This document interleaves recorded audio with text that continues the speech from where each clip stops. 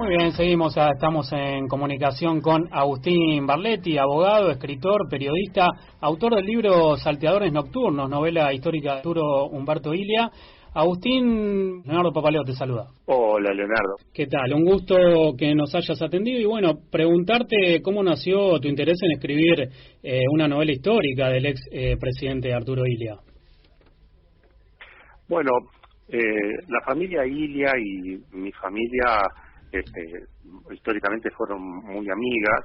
Yo tengo recuerdos con Arturo Illia desde mi primer recuerdo que tengo cuando tenía 6 años, y después ya a principios de los 80, siendo yo estudiante de Derecho, tuve la oportunidad de tener varios encuentros con Arturo Illia, donde bueno, charlamos muchísimas cosas y tuve la precaución de ir tomando apuntes de las cosas que íbamos que iba absorbiendo, de las cosas que me iba diciendo, y bueno, y empecé a trabajar, ¿no?, en la posibilidad primero de armar una biografía, pero después cuando junté mucho material, pero cosas también directas, ¿no?, de Illia, de su familia.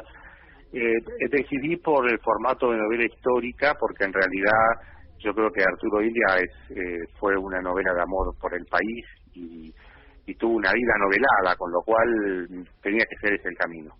¿Qué tal, Agustín? ¿Cómo le va? Te saluda Juan Pablo Fiaschi. Juan Pablo, mucho gusto. El gusto es mío. Siendo médico de profesión, ¿usted considera que él hubiera manejado mejor la pandemia que estamos padeciendo desde marzo del 2020? Absolutamente, absolutamente. A ver, sin desmerecer al médico rural, que por supuesto es una persona que cumple una función extraordinaria en la Argentina, Illia era mucho más que eso. Arturo Illia era un investigador de primer orden. Él lo hace, estando en Córdoba, él lo hace bajar de Salta a Salvador Massa, el co-descubridor del mal de Chagas, y le muestra una manera diferente que tenía el Chagas de propagarse. Él era un médico que había momentos que lo esperaban hasta el director del hospital o los principales médicos para esperar su diagnóstico, que era certero. Así que yo estoy seguro que hubiese sido un extraordinario piloto de tormenta en esta crisis sanitaria argentina. Por empezar, jamás Arturo Illia hubiese comprado vacunas por cuestiones geopolíticas, sino nada más que por cuestiones técnicas, ¿no? Cuando él fue presidente, él arma una comisión con los titulares de cátedra de farmacología de las principales universidades del país y manda a analizar 30.000 muestras de los medicamentos, y después arma una comisión de costos y descubre que ningún medicamento respetaba las fórmulas, lo que decían los prospectos, y que además los medicamentos tenían 1000% de aumento de margen de ganancia sobre lo que salió la producción, y él fue, en base a esas evidencias científicas, es que él congela los medicamentos. Así que se hubiese basado en su experiencia como científico, y esto que pasó ahora no lo hubiese hecho. Hola, Agustín, mi nombre es Alexis, ¿cómo estás? Encantado de saludarte. Hola, Alexis, un gusto enorme. Hablando de del tema de la pandemia, de lo actual, digo, ¿cómo podría describir la sociedad de ese entonces y si se puede encontrar algún paralelismo con la sociedad actual? La sociedad de entonces, yo creo que en la sociedad de entonces la democracia no estaba tan valorada como ahora. De hecho, el golpe de Estado del 66, del 28 de junio del 66, que derroca a un gobierno que tenía guarismos y mostró cifras de datos de eficiencia que no se volvieron a repetir en la historia argentina. O sea, un gobierno que el Producto Bruto creció al 10% anual, que tuvo el 24%, o sea, la tasa más alta en la historia argentina dedicada a educación, el primer presidente occidente que comercializa con China, que vende el excedente de trigo, se sanciona la ley del salario mínimo vital y móvil, la participación del trabajador en el PBI es la más grande de la historia, bajó la deuda externa, redujo el déficit fiscal. Entonces, y sin embargo lo voltearon, y ante la indiferencia de la gente. Y yo creo que si no hubiese estado golpe del 66, tampoco hubiese habido golpe en el 76. Entonces, la sociedad de ese entonces era eso, una sociedad sin tanta conciencia democrática, le daba lo mismo una cosa que la otra, no existían las redes sociales, había 3 canales de televisión y la prensa escrita, que fue la que terminó generando una campaña adversa contra el presidente y que generó el clima golpista, ¿no? Y después, bueno, qué sé yo, no sé, comparando con lo que se vive hoy, lo que es la gestión de Ilia, y bueno, hay rasgos que son absolutamente diferentes, ¿no es cierto? O sea, por ejemplo, no sé, hace poco salió, ¿no?, que un fiscal está pidiendo prisión para una funcionaria del actual gobierno, Romina Piccolotti, por haber usado fondos reservados de su secretaría para comprar, creo que sushi, pasajes para la familia, no sé, unas cuantas cosas.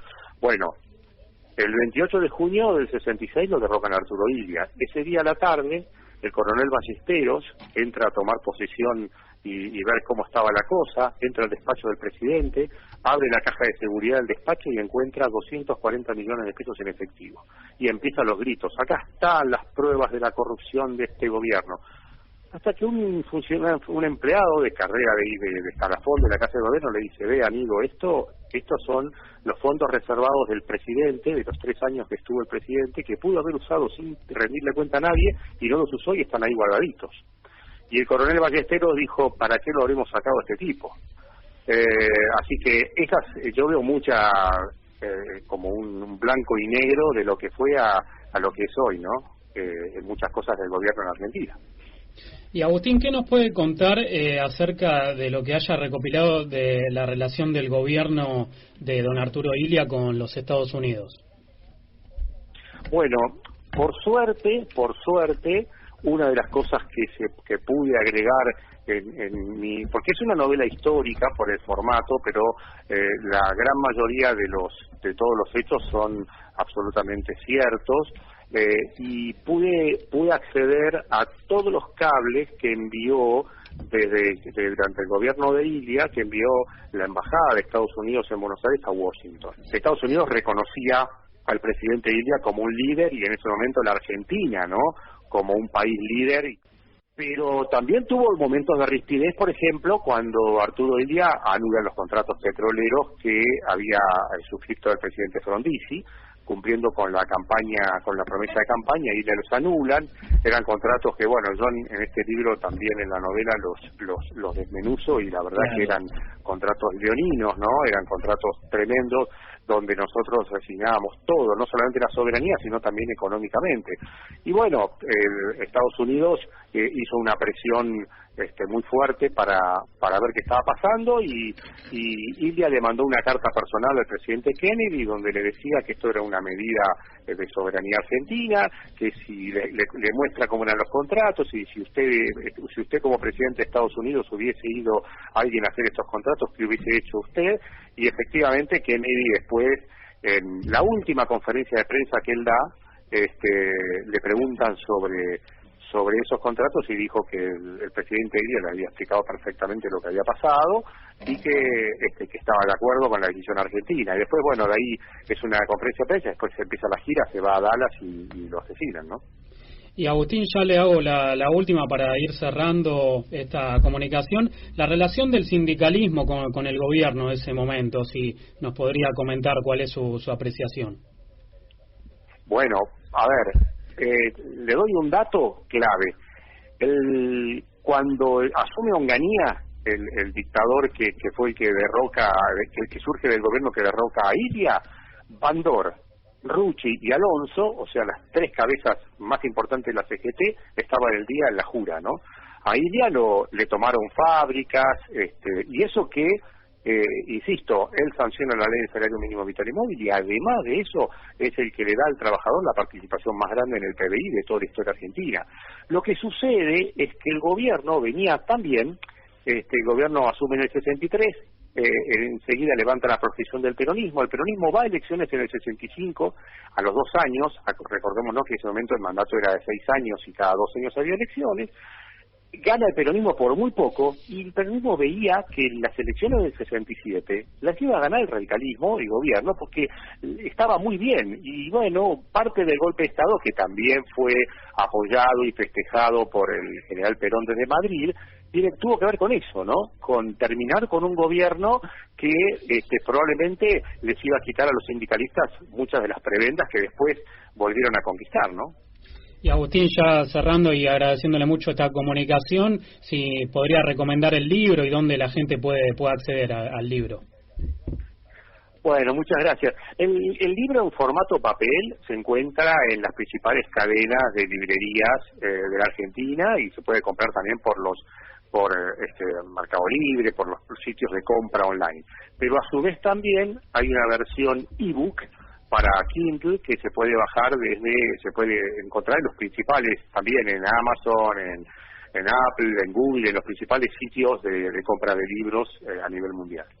Perfecto. Agustín Barletti, abogado, escritor, periodista, autor del libro Salteadores Nocturnos, novela histórica de Arturo Umberto Illia. Le agradecemos mucho por esta comunicación. El gusto fue mío. Muy bien, un gusto, un placer. Bueno, ahí cerramos la entrevista con Agustín Barletti.